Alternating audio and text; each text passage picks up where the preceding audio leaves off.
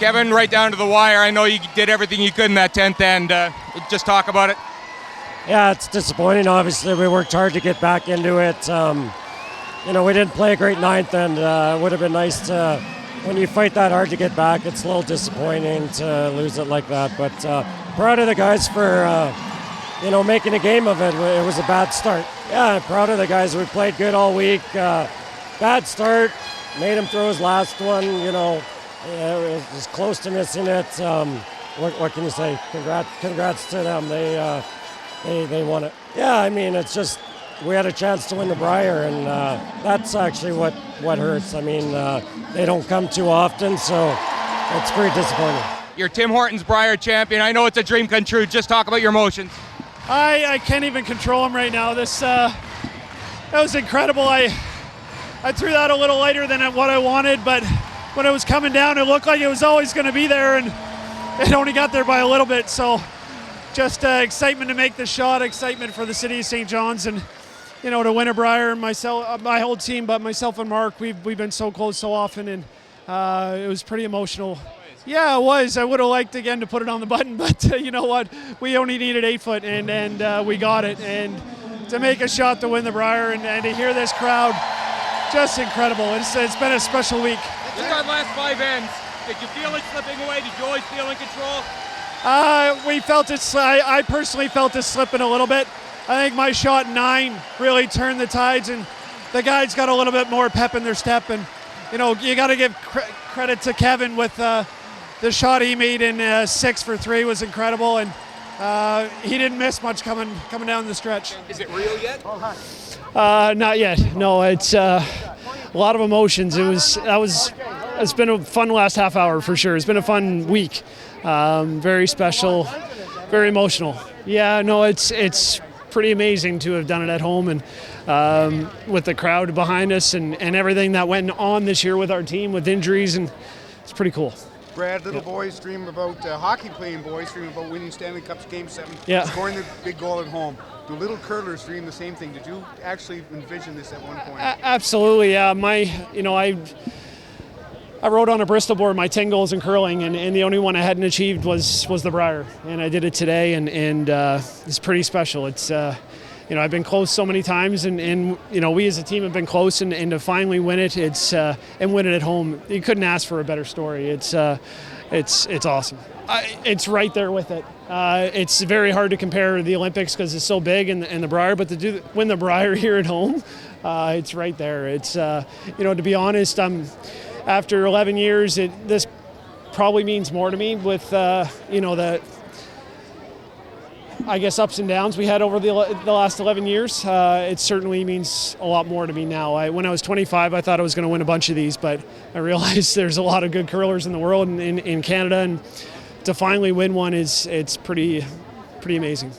You've played an awful lot of games over the years, and this moment, to savor this moment tonight, just talk about the emotions that are at play right now. Oh, it's crazy, to go, rewind 12 months ago and the situation we were in, and to go through everything we've gone through over the last 12 months, Brad being injured, and us, playing half the season with spares, and Brad coming back, and I'm just so proud to be a part of this team. We just hung in and did all the little things right over the course of the last, 12 months. Talk about almost a sense of panic when he threw that last rock. I mean, you set a land speed record getting out there to sweep it. Well, the idea was Geoff's not well, so I was coming out to sweep regardless if it was good or not. Because there's no point in me standing in the house when it's an open draw to the rings if Geoff's not able to sweep. So it wasn't panic. It was just I wanted to make sure I got there, and I think I got there in just enough time. No question about that.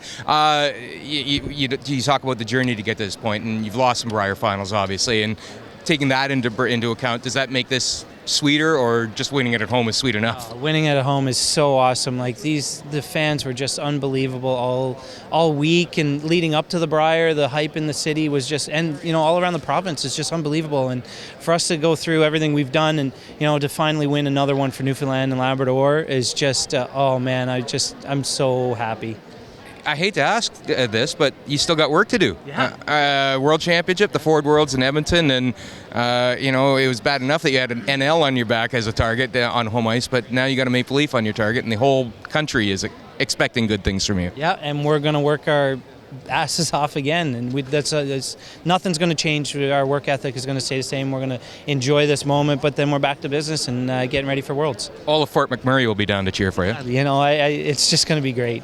We've played in Briers in Edmonton, and you see lots of Newfoundland Labrador flags up there too. So, and now we get to, you seen the Maple Leaf flying, and that's for us too. It's so sweet.